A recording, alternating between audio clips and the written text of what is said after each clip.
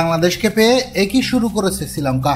অল্পের জন্য বাঁচলেন সাদমান ইসলাম। টেস্টে এমন দৃশ্য আগে দেখেননি আপনারা। ঘটনাটি বাংলাদেশের ব্যাটিং ইনিংসের 17তম ওভারের। লঙ্কান অধিনায়ক ধনঞ্জয়ের ওই ওভারের চতুর্থ বলটি হঠাৎই লাফিয়ে ওঠে সাদমানের মাথা বরাবর।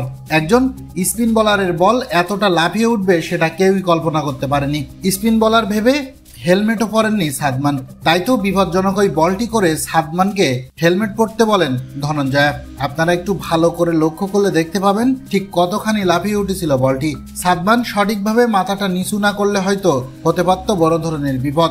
বলটি এতটাই লাফিয়ে ওঠে যে উইকেট কিপার পর্যন্ত সেই বলটি ধরতে হিমশিম খায়। ধারাভাষ্যকেরাও অবাক হয়েছেন। তবে শেষমেশ হেলমেট পরতে বাধ্য হন সাদমান। তাই জীবনে বড় ধরনের সব বিপদ থেকে বাঁচতে হলে আপনাকে অবশ্যই হেলমেট পরতে হবে। প্রিয় দর্শক, একজন স্পিনারের বলে এতটা ভয়ঙ্কর বাউন্স আপনি আগে দেখেছেন কিনা তা আমাদের জানিয়ে দিন কমেন্ট বক্সে।